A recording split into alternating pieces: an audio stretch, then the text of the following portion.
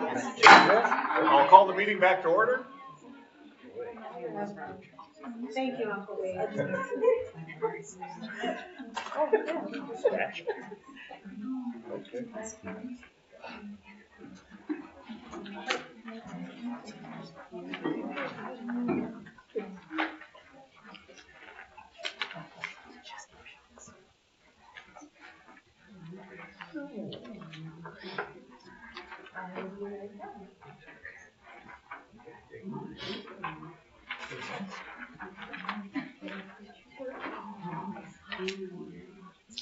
Pardon me? I think so. Did anybody have Wally's notes still? Yeah, Brandon did. Cheater. Nobody has. Teasing. Yeah, I'll take them. Sorry, I probably think I took it. We'll get him back though. Yeah. Talk about debate.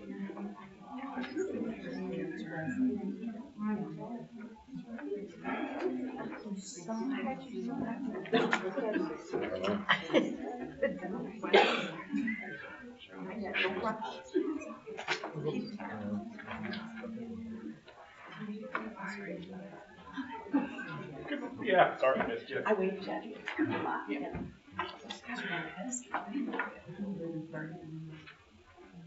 everyone. Hello. Hello. Brandon, welcome back. Yeah, thank you.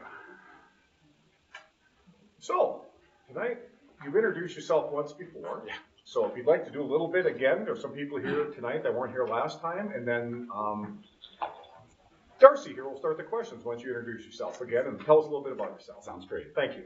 Good evening. First of all, I appreciate all the positive messages on the sidewalk walking in today. That was excellent. That kind of set the tone for me coming in. So. Yeah.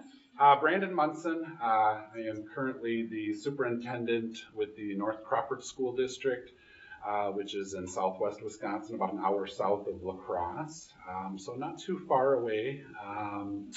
I'm just wrapping up my 9th year as superintendent in the district there. Prior to that, I served as a principal in the district, actually at all 3 levels, so I have a pretty diverse experience administratively at different levels within the district.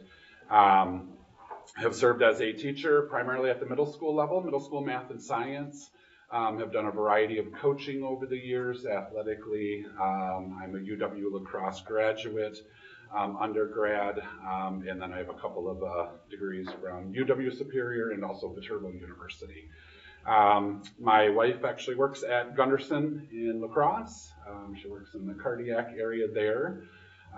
We have 3 children. Our oldest is a junior at UW La Crosse.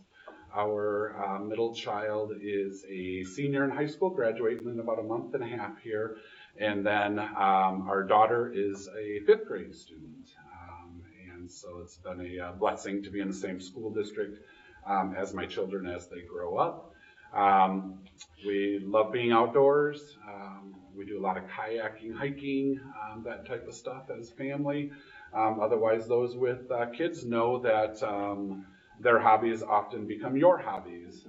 So over the years, I've spent a lot of time in gyms with my boys playing basketball, on the softball field with my daughter, all of those things. So I'm happy to be back today and appreciate the opportunity tonight. Thank you.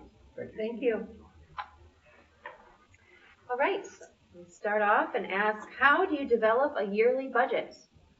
Yeah, that's a great question. So, I think you start with the bulk of school district budgets really is within your staffing. And so, we use our staffing models and our staffing projections to really drive our staffing budget. And that, on any given year could equate to up to 80% of your district budget. From there, we really lean heavily on our strategic plan in the district. And one of our pillars of our strategic plan is student achievement and growth. So we are constantly looking at our tier 1 instruction within the district. Do we need to be updating our curriculum in the district, our assessments, those different pieces, because that does align with our strategic plan. We also look at we have a 10-year capital improvement plan in the district.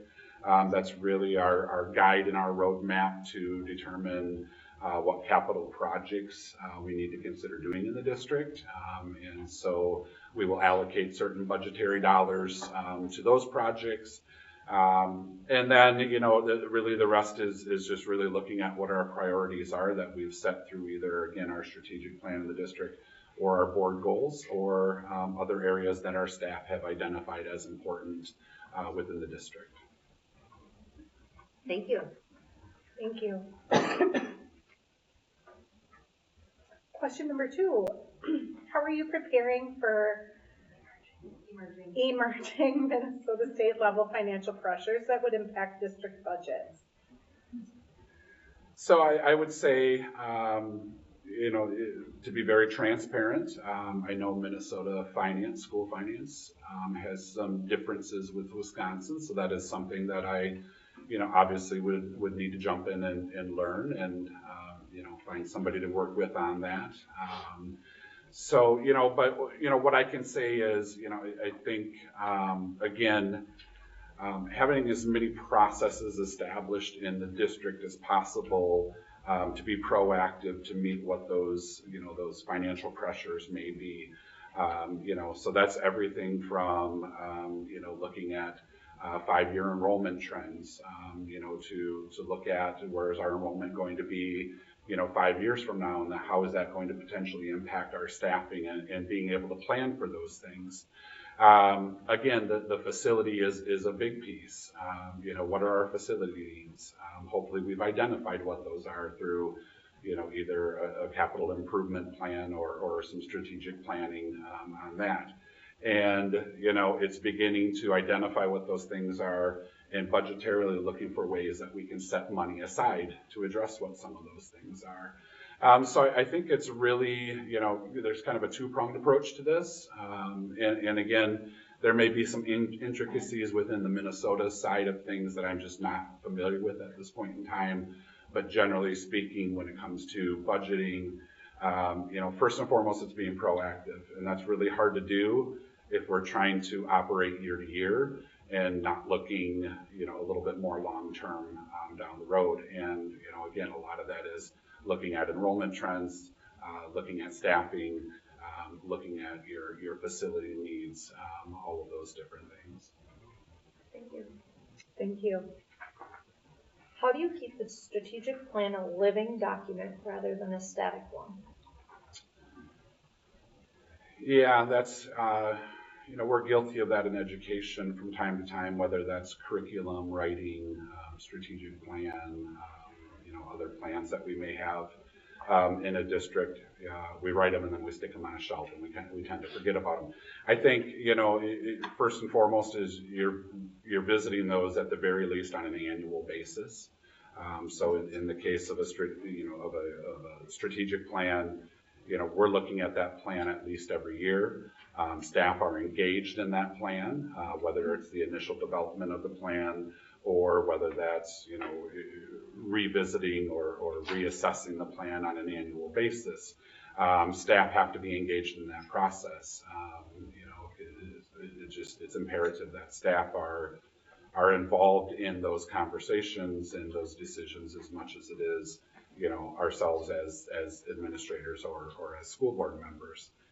So I think that's where you begin with that. And then I think you really use that strategic plan to inform many of the decisions you make in the district. Again, without that, it's easy to get lost in a lot of little things that come across, our desks or our tables on a daily basis. There's a lot of needs in the school district, that come up throughout the school year. And if we don't have that plan to keep us grounded in what are those 4 or 5 really important things that we've identified, and again, with engagement from staff, from community, that says that these are the things that we identify as being important in the district, then, maybe we're not being as responsible fiscally and allocating resources appropriately if we don't have that document and we're not, as it says, and we're not living that document on a day-to-day basis month to month or annually. Thank you. On what criteria do you feel a Board of Education should evaluate your performance as a superintendent?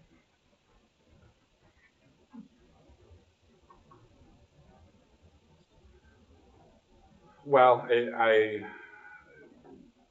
assuming there's a job description, so I would want to make sure that that's very clear and transparent up front, what the job description is exactly, and that it's clearly spelled out, so that's, you know, transparent to myself coming in, so I know what clearly what the expectations from the board are, and you clearly know what the expectations of me as superintendent is.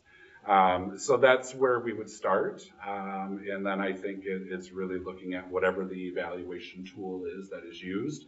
Does that evaluation tool align with the job description? And then, you know, I think it's, you know, evaluating that, whether that's, you know, on certainly at the very least on an annual basis, if not more often, you know, so maybe quarterly there's just informal check-ins between myself and the board to make sure that, you know, we're staying aligned and you know, that I'm meeting the expectations of the position. So I think, you know, that's the transparency piece to this. You know, I certainly will always encourage the school board to clearly communicate with me if there's something that I'm not in alignment with, an expectation that I'm not meeting that the board has of me as the superintendent. I would hope that those conversations would happen well before a formal evaluation process takes place, with the hopes of, you know, being able to correct that. And you know, so I always look at the formal evaluation. To me is maybe a little bit more of it's kind of an ends to a means, I guess. You know, all the important work is taking place hopefully all the way up through to that point in time. But I certainly would expect, you know, that I would clearly know up front what the expectations are of myself and the position from the school board. Great, thank you. How do you foster a culture of high expectations for both students and staff? Well, I think first and foremost is I'm a big believer in modeling. So, you know, I have to come in myself with those expectations. And I think those expectations really, you know, begin and end with the expectation that all students in the La Crescent Hoka School District can learn. It's going to look different for each and every one of them, but I think that is a very simple expectation that we all should have, and you know, that starts with me modeling that expectation, making sure that our administrative team has the resources and the support that they need to, you know, to live what that expectation is, or to follow that expectation. I would expect that the individuals in our district feel that, and they live that each day when they're in front of students, that they truly believe that students in their classroom, in their program, the students sitting in front of them, each one of them has the capacity to learn and to improve and to grow. And it's all of our jobs to make sure that we have the support and the services that are necessary for that to happen.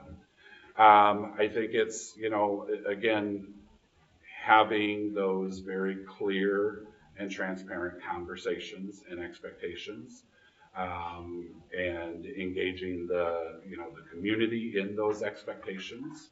So I think, you know, everybody in the community, whether or not they have children in the schools here, should know that the expectation at La Crescent Hoka Schools is that every child can learn and grow. I think that is important, that, you know, this is, as they say, it, you know, it takes a village to raise a child. And I think that's very true in education also. Thank you. What's a widely accepted practice in education you think we should challenge, and why?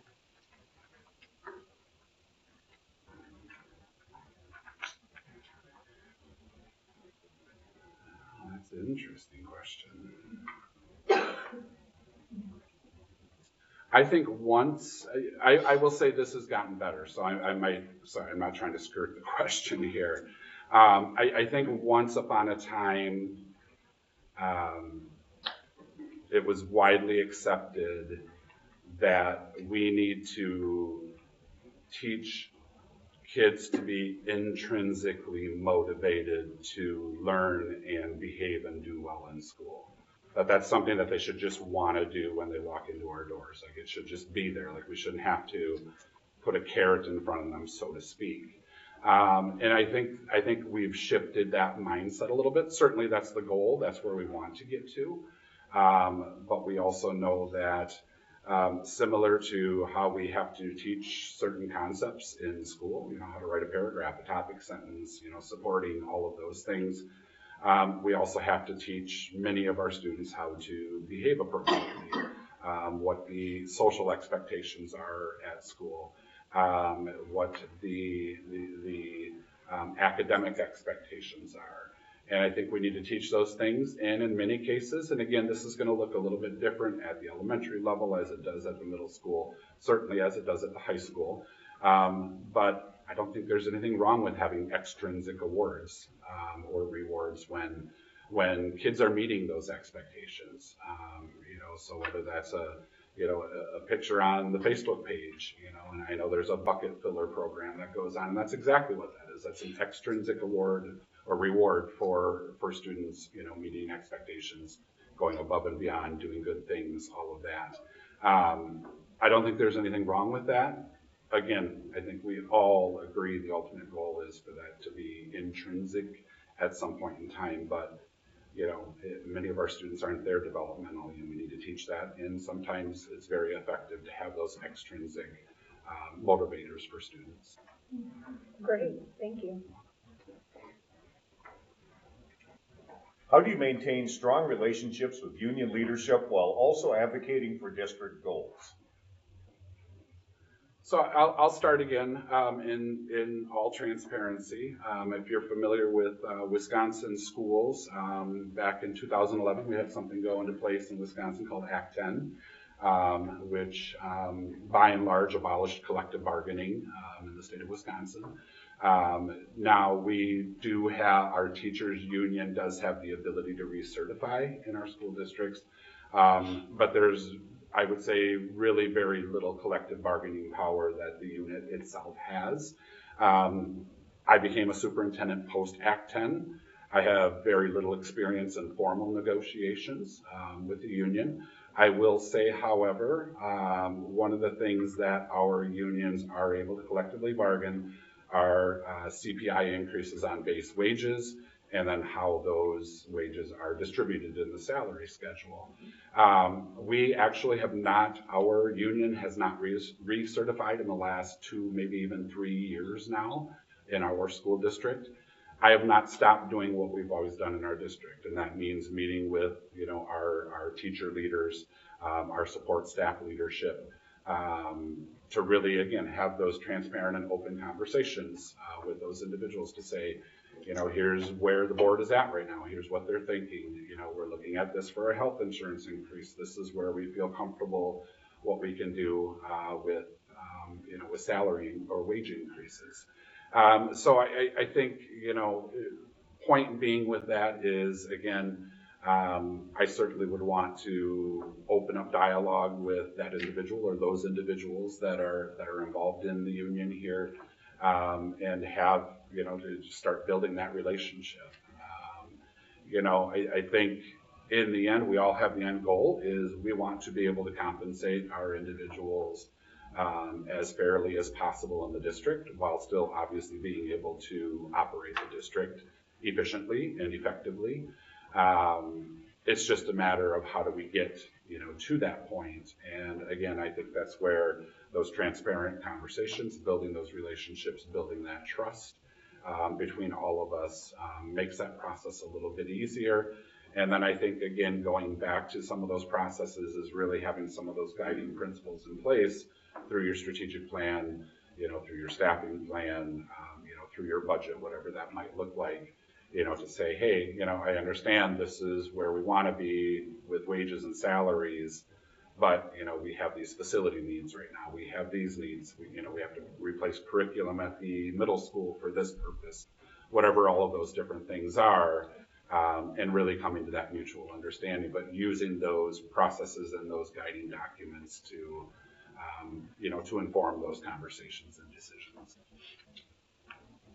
Thank you. Question 8. What's your approach to evaluating and developing school leaders, policies, and education programs? Again, I think, being really upfront and transparent initially with what expectations are. Again, looking at, what are job descriptions and what are position expectations.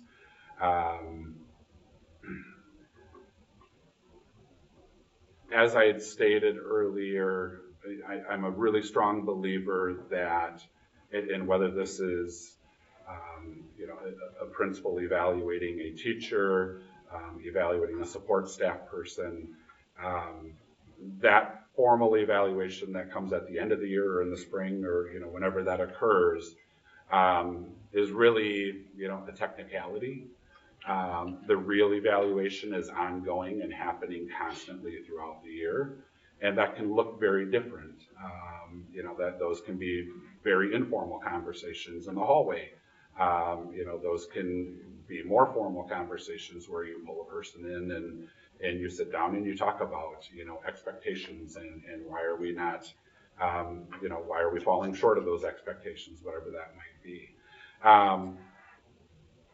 I think, providing, I'm a big believer, and I believe I stated this last week in my first interview, is I don't think any of us get off the bus hoping that we're going to be bad at this job or that day, whatever it might be. Like, everybody has an inherent desire to be good at your job. Otherwise, you wouldn't do this because it's too hard. Teaching and being an administrator is a really, really hard job, and people wouldn't do it if they didn't want to be good at it.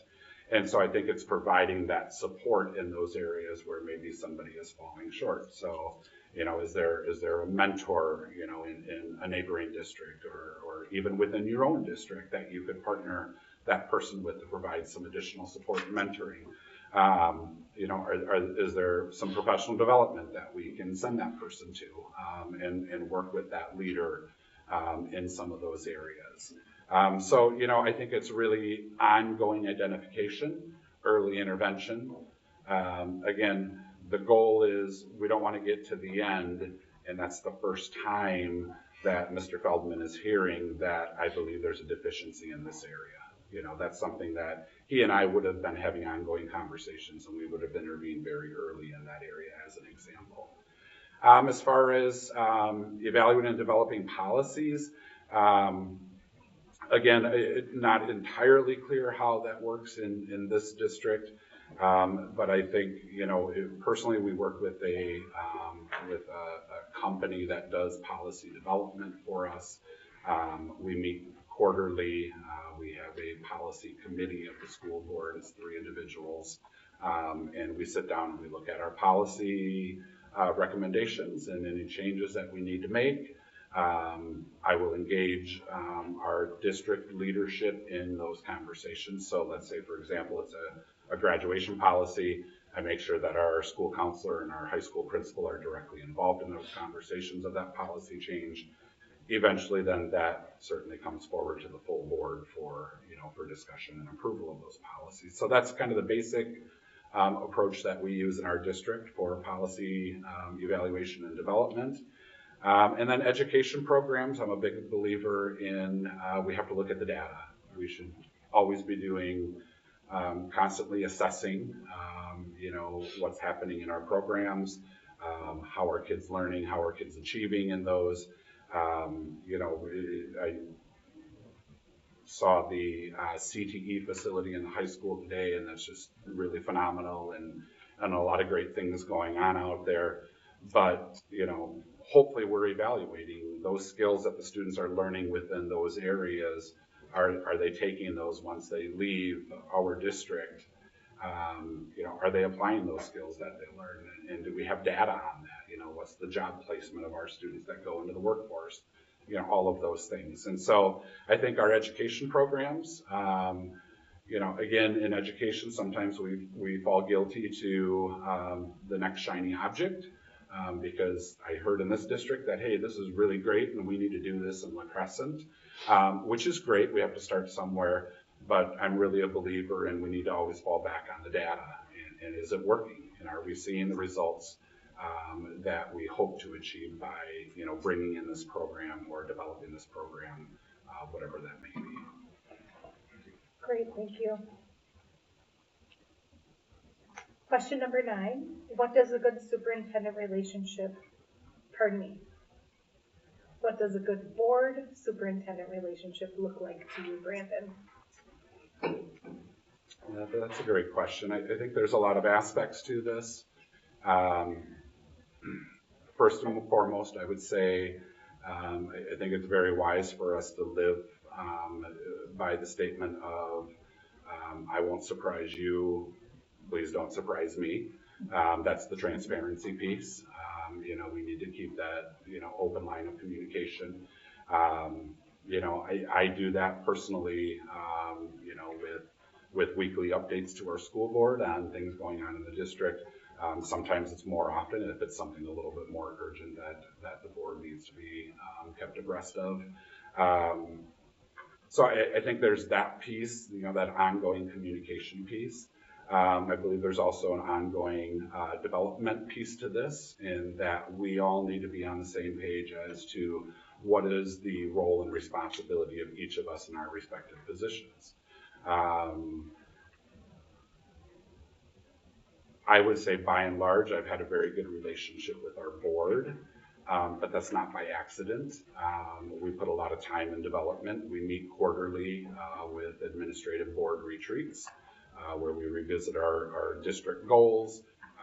We talk about, we look at our facilities plan. We do all of those things. We talk about roles and responsibilities. We talk about specific scenarios that may happen. Like you get a phone call from parent A that says they're unhappy because their child didn't do this or did this or whatever. How do you handle that as a board? And we talk about, together, what is your role or responsibility in that? What is mine? What is the administrative team's, teachers, so on. So I think there's, as important as it is for us to invest in the development of our staff, I believe it's equally as important to invest in the development of the board and the superintendent in those areas, which again I think is going to create that healthy and understanding working relationship between all of us. Great, thank you. How familiar are you with the approach to creating and implementing special education programs? Yeah, I'll repeat my first interview last week. I did say I do not have a special education background. I was a regular education teacher, middle school, primarily math and science. With that said, I've worked in several environments that are inclusive environments, meaning I've had many students on IEPs in my classrooms. I've worked with paraprofessionals to support those students. I've worked with special education teachers directly. So from a teaching side, I feel like I had a lot of good experience with that. Obviously, as an administrator, that experience got a little bit deeper just from the standpoint of, attending IEPs as, the representative in some cases.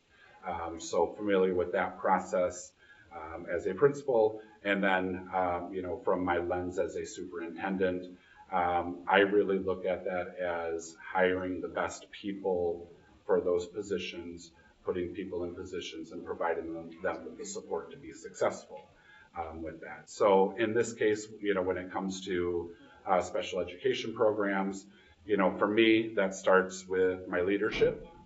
So in our case, in our district, we have a student services director. One of her primary responsibilities is to oversee our special education program. And so I ensure that she has the support and resources that she needs to lead those programs.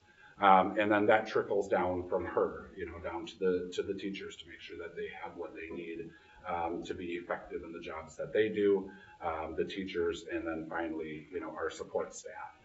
And I think, my approach to that is not only making sure that those resources and that support is there, but that it's ongoing, providing professional development,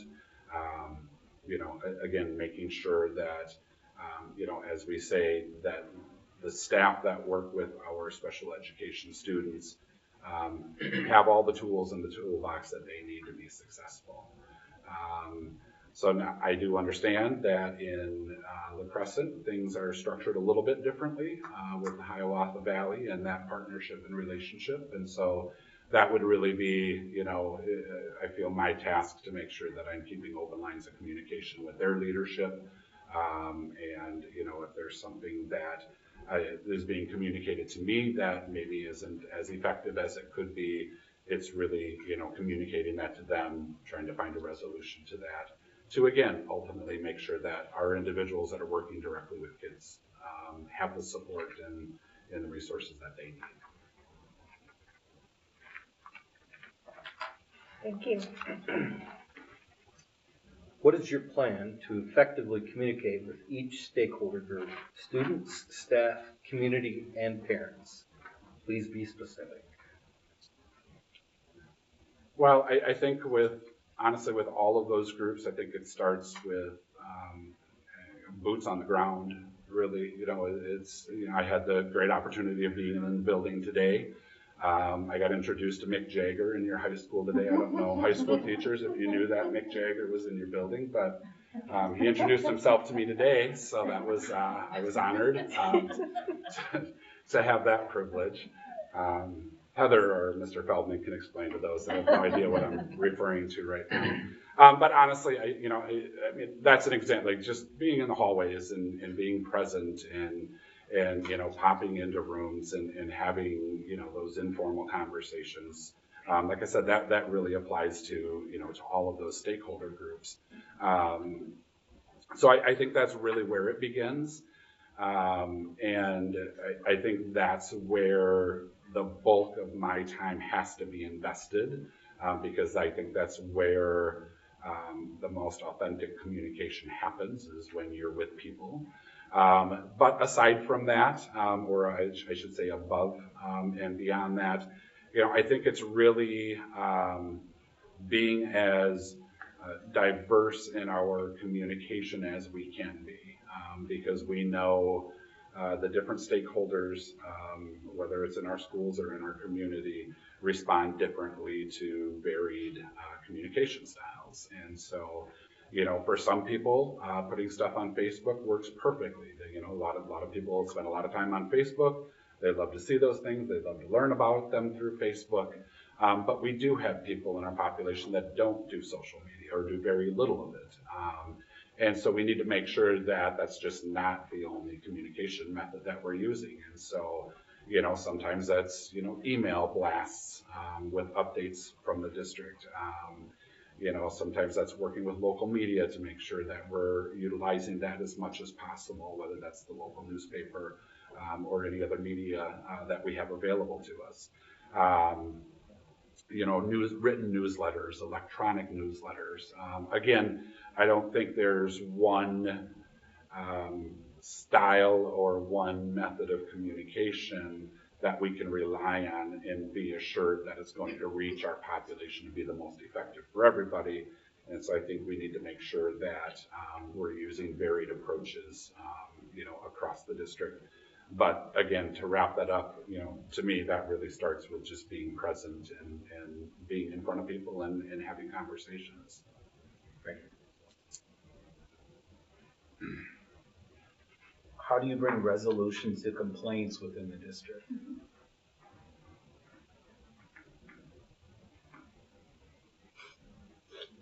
Yeah, that's a great question.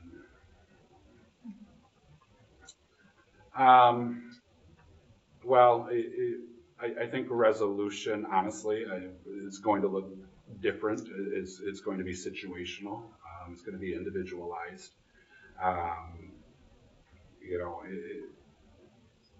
those of us that have, raised children or have been in a marriage for any period of time, know that resolution, there's a continuum to what a resolution is to something. And it doesn't always mean that, we're going to exactly agree with each other on, again, what that resolution is. Sometimes that doesn't happen.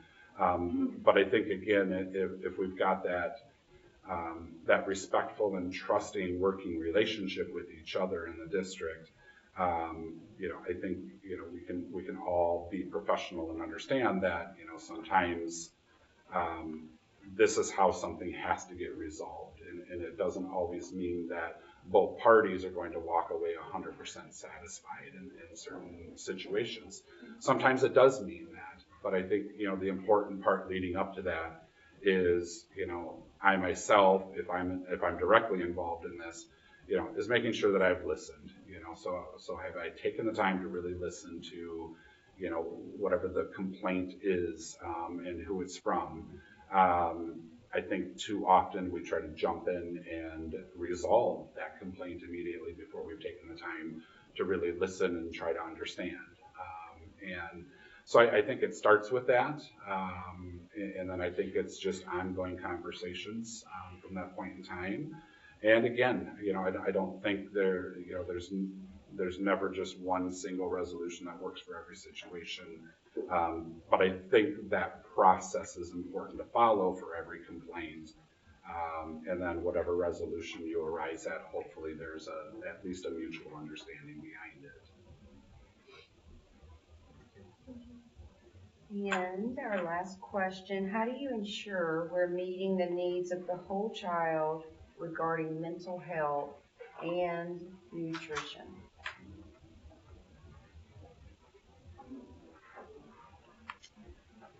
That is a wide range of needs, certainly.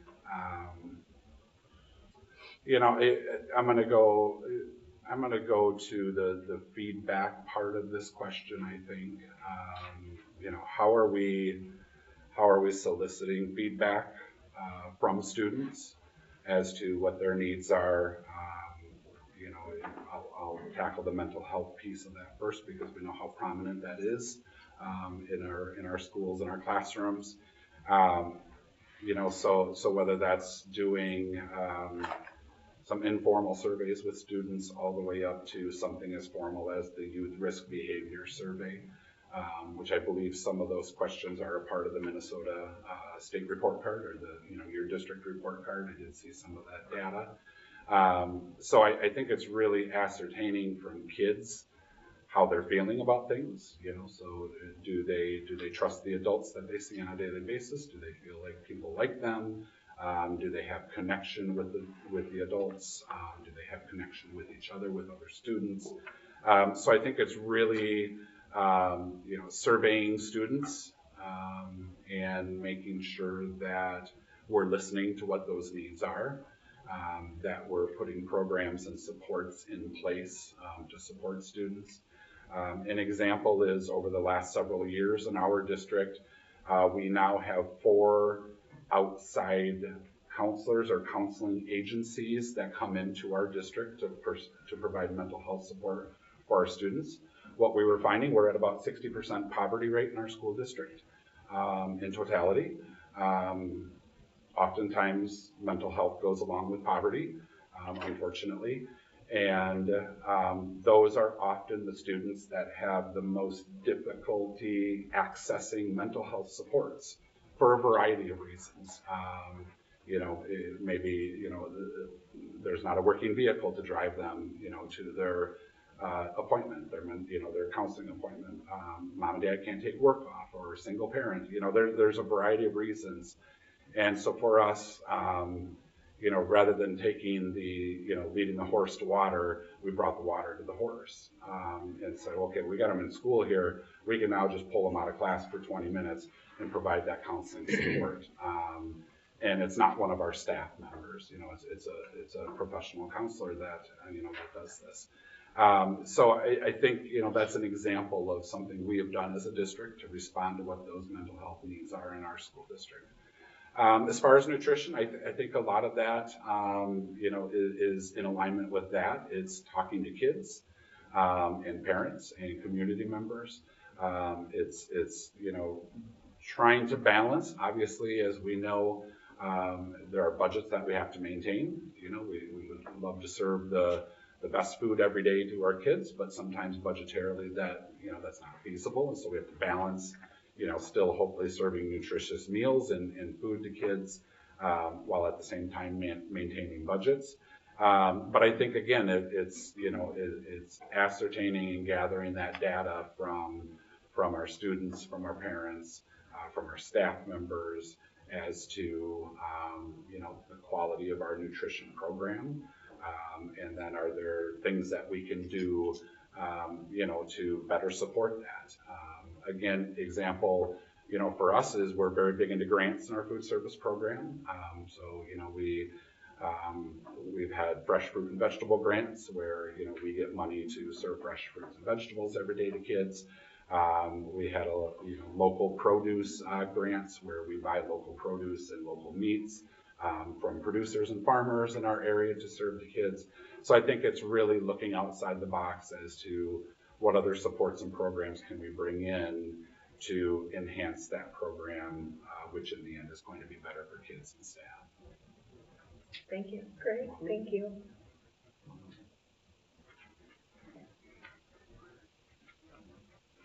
Brandon, that was our last question.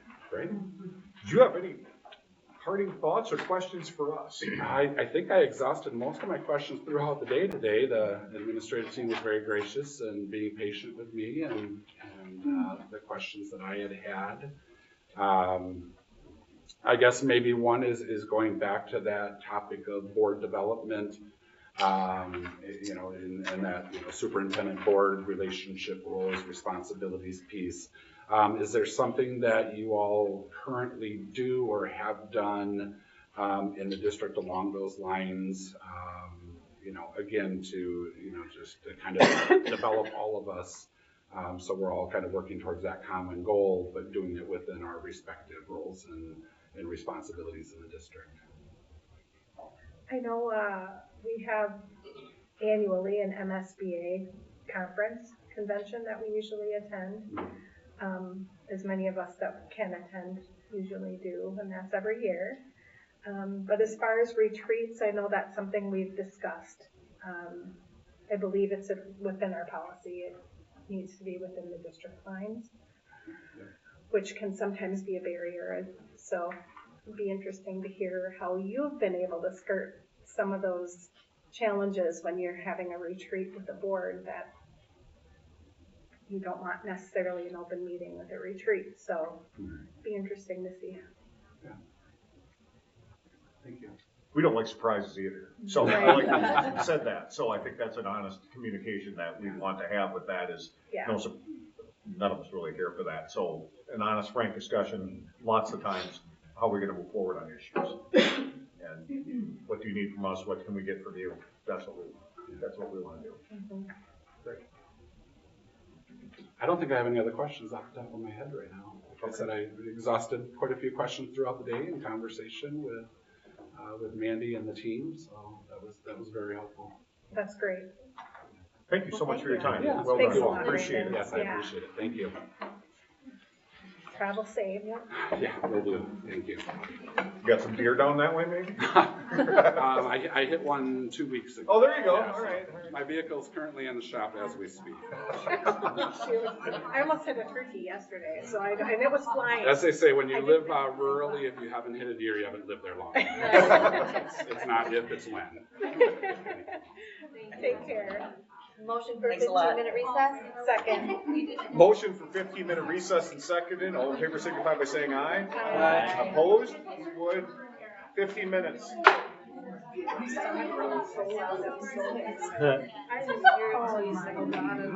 Oh.